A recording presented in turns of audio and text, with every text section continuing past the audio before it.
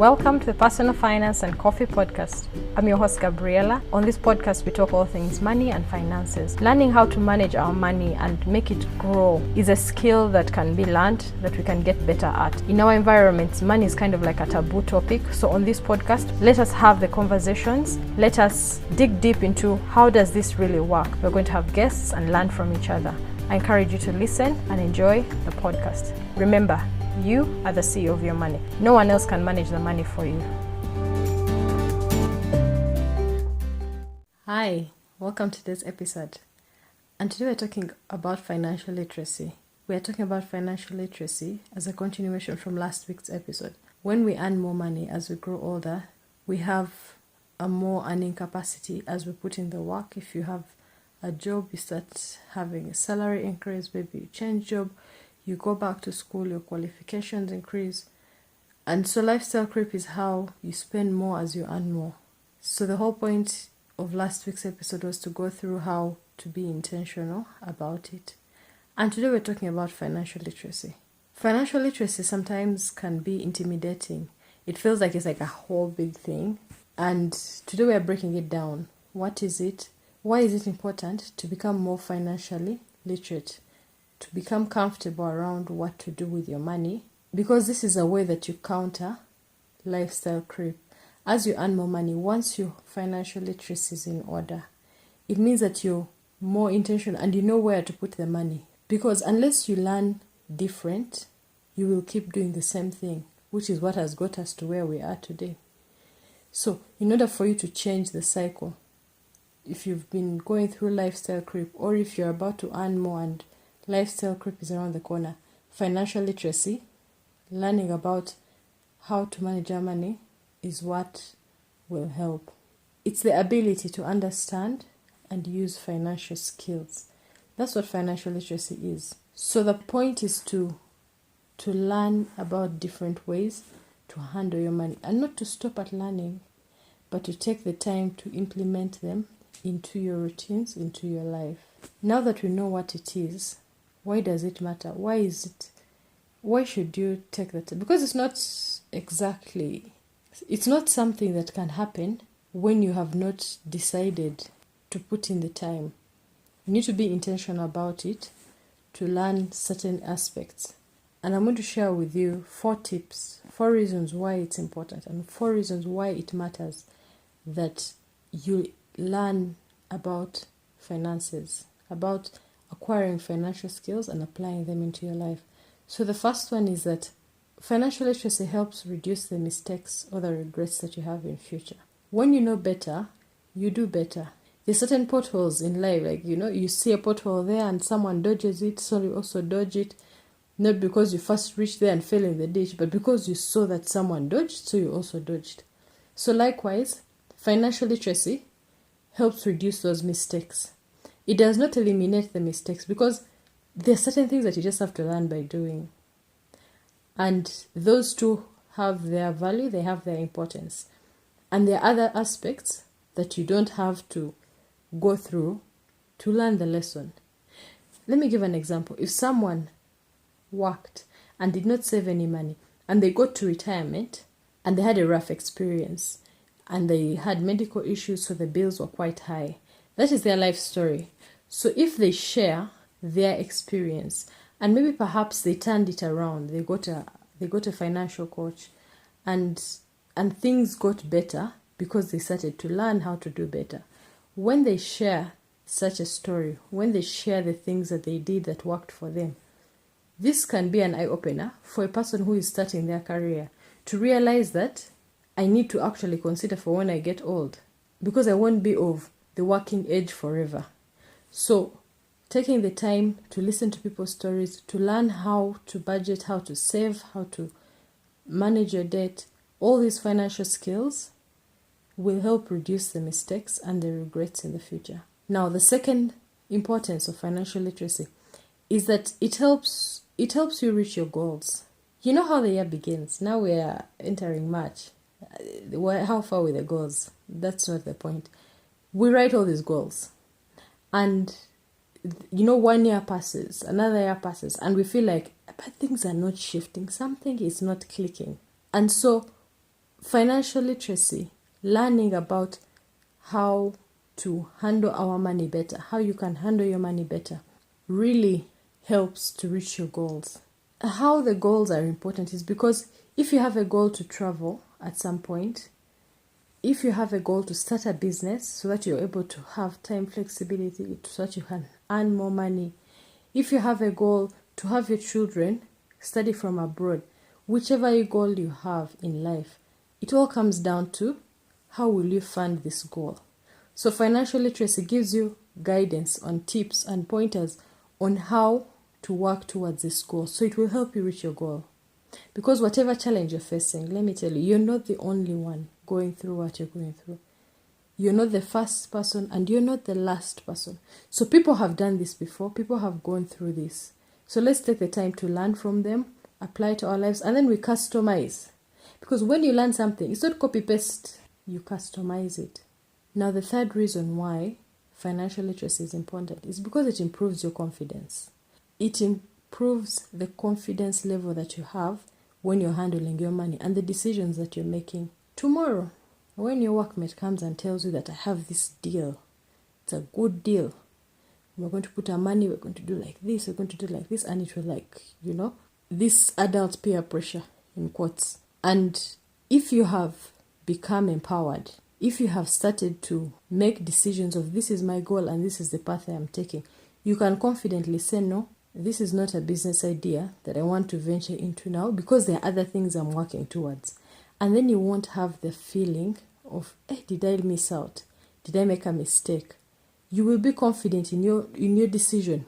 If you decide that, yes, this is a project that I want to embark on, this is a business I want to get into with my workmate, that's also fine. And then you know how getting into that business will fit into your overall goals. So you're more confident and less swayed by people's perceptions, people's points of views. I was reading a book and they were saying that we're all playing different games. You don't see my full financial picture. You don't see my goals. You don't see my fears. And I don't see yours as well. So for me to start making decisions based on your feedback, and yet you find we're playing different games. Anyway, I'm digressing. Let's go to the next point of what makes financial literacy important. Financial literacy and having the skills to handle our money and make it grow will improve your quality of life.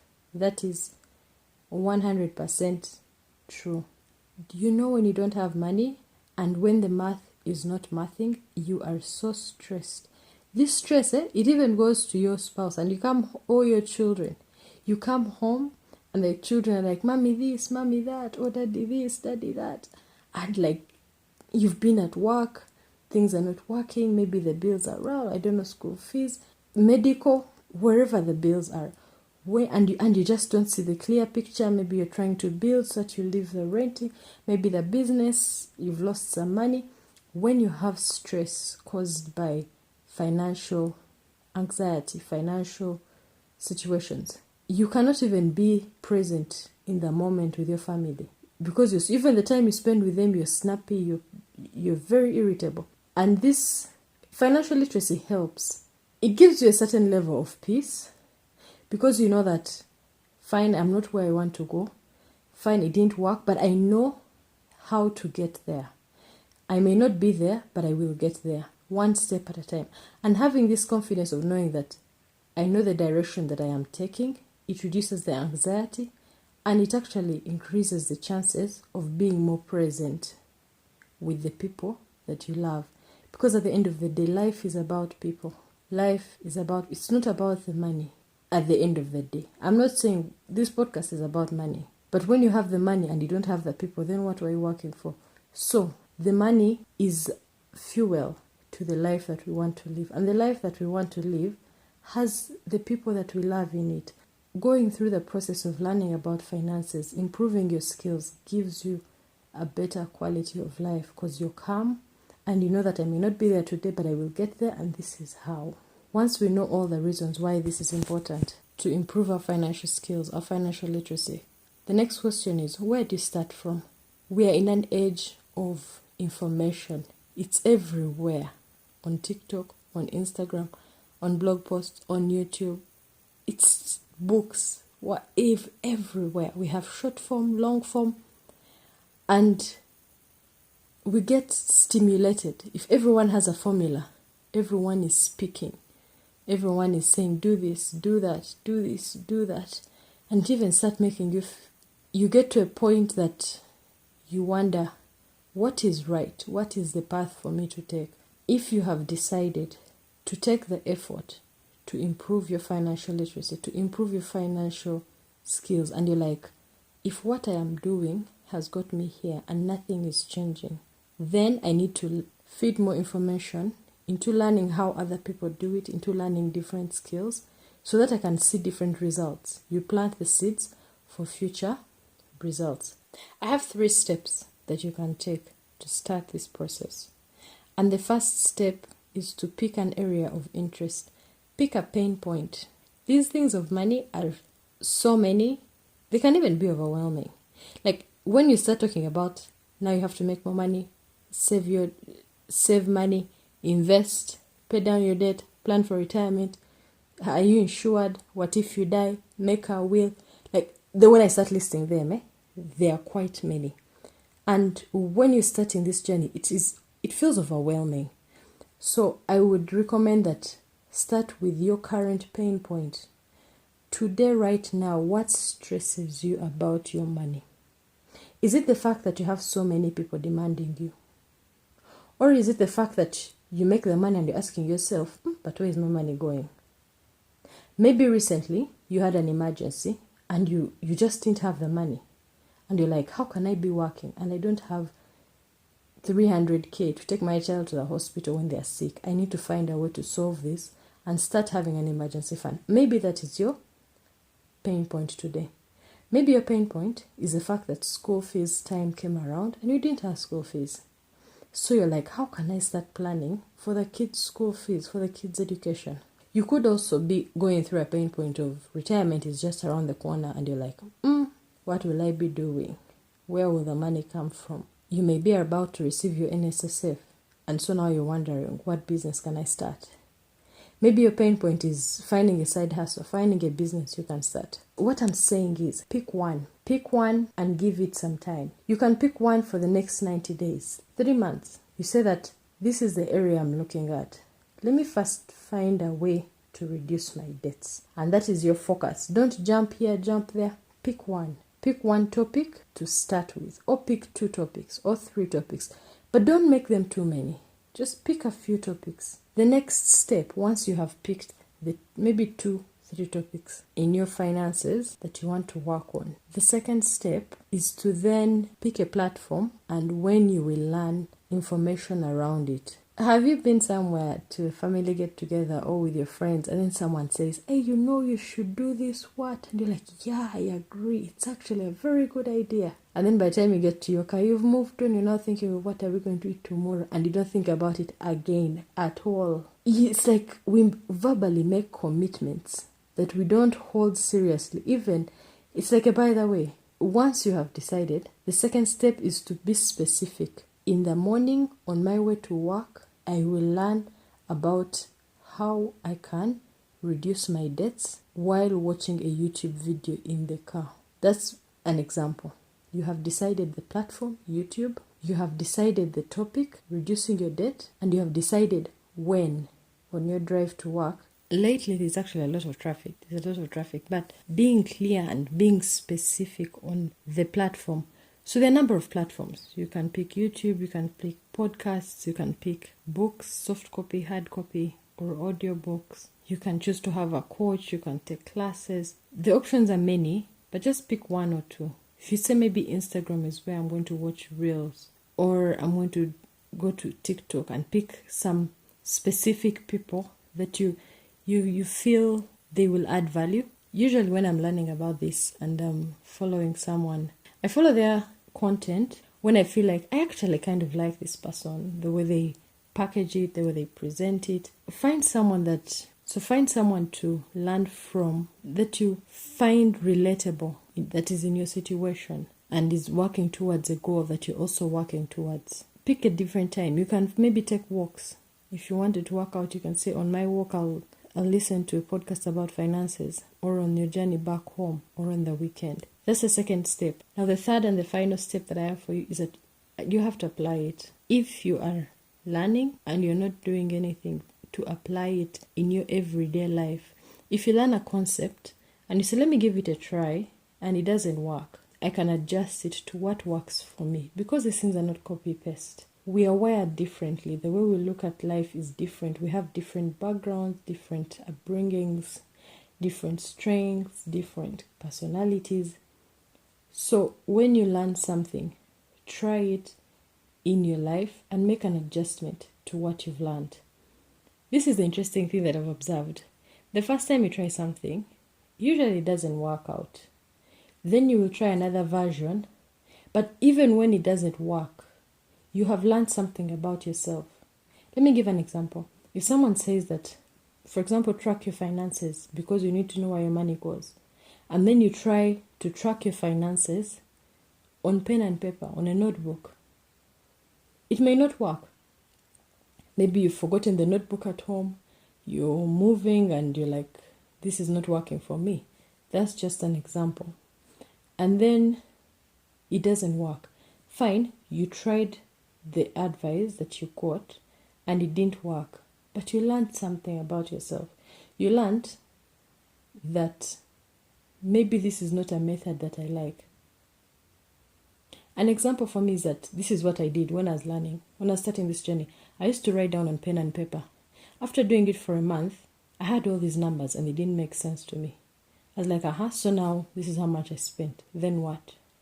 So I realized that my mind works in a way that I would like to see the full picture and have a way to process the information. Otherwise, I would lose track and I stopped and wasn't tracking my spending for a while until I got to another point and I had something else, and then I tried using an app.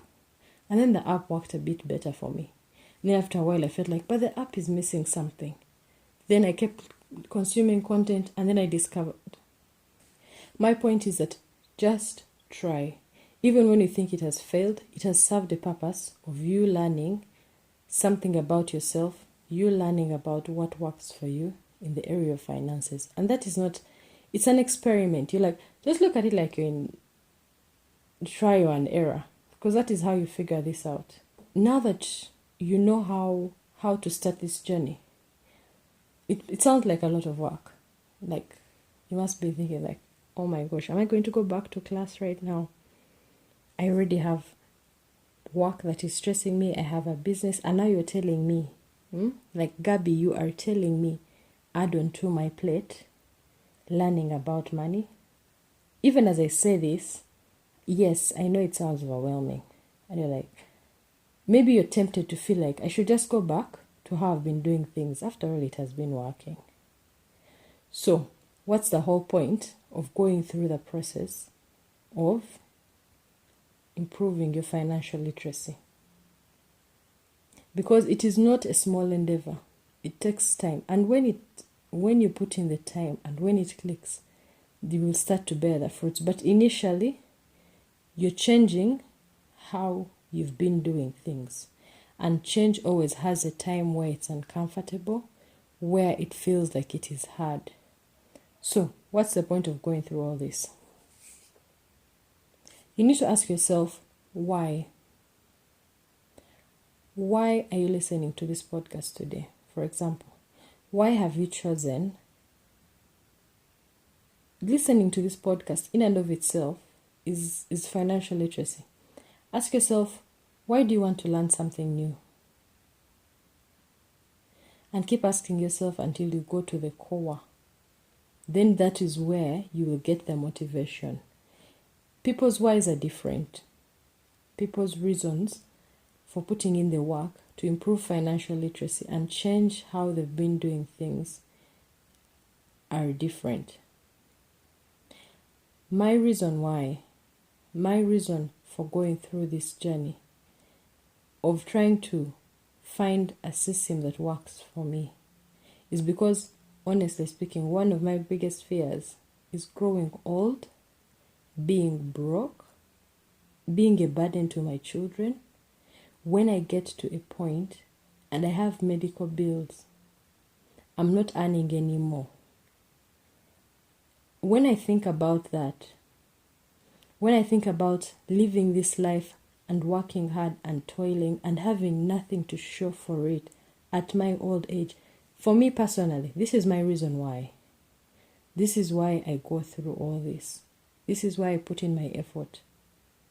Because I don't want to have my stress and sweat all go in vain. In vain in the sense that I don't have the luxury to retire or to relax or to slow down my pace of life and enjoy it at an old age, because I don't have peace of mind. I'm still worried about where is the money going to come from. Perhaps I'm even worried more because now I'm not working. You get what I mean? That's my reason. But different people have different reasons. Someone else's reason can be that I was raised by a single mother and she gave me everything. She toiled. I want to work hard and maybe build her home, support my mother so that she's able to enjoy the rest of her life. That's an example of someone's push. Another person's push can be that I want to give my children the very best that I can. If you feel like this is a drive for you, you need a push. It's what will give you the extra push for when things are not making sense. Because usually things get a bit messy when you're like, this is not working. Then you read a book and you're like, but this book is giving examples of things in the States. You pick another book, you're like, but this also doesn't work. Pushing through to pick the little wisdom from one book and another book and combine them to kind of craft your method takes time, and knowing why it's important to you and not anyone else. It has to be important to you and actually invoke emotion of you have to feel like the emotion to go through it. Having this in mind, having your reason of why this is important to you, to the core, why you wake up every day and you keep pushing. I agree, we all need to survive, we all have bills to pay. That is also a reason why survival in and of itself is a reason. And the need for survival will keep you on the hamster wheel. It will keep you going. You wake up, go to work, and you keep moving. 1 month ends, another month ends, the first year, second year. You blink. You've been at that job for 7 years. And you have survived. You have enjoyed life. You've had a phone. You've had the simple pleasures of life, honestly. And having this extra push that is emotional to you is what will give you the strength to go the extra mile, to start that side hustle, to go the extra mile, to save that money, to seek information on how to do better, on how to improve your financial literacy, so that you attain a vision that you have that is emotional and pulling you. Now, we know why we want to do this. So the question is, so now I have learned that it is important. So I am going to start this journey. I am going to learn about financial literacy. You might be asking yourself, then what? We shall all die after all. Then what? So, fine, I know what to do. I'm doing better. Then what? Why? Why am I fussing about all this? Yes, I know why. I have my goal. I know why I'm putting the work in. But beyond achieving any goal, what is the end point? That's maybe a question you're asking yourself, even after you've discovered your passion, your reason why you want to get out of this rat race. Now, in the next episode, we're going to talk about financial freedom. Yes, financial freedom. You've probably heard about it. And you probably felt like, that doesn't work in our economy here. In our Uganda, financial freedom doesn't work. So that's what next episode is going to be about. How can we make it for us? How can we make it something that is attainable? That's what our episode is going to be about. I hope you found value in this episode, and stay tuned for our next one. Have a lovely day. Thank you so much for listening to today's episode. I hope you found value in it. Please subscribe to this podcast on whichever platform you're listening to it on, so that the next time we have new episodes, you're able to be notified. Share with a friend, share with a loved one, so that you can start these conversations about money. At the end of the day, you are the CEO of your money. No one else can manage the money for you.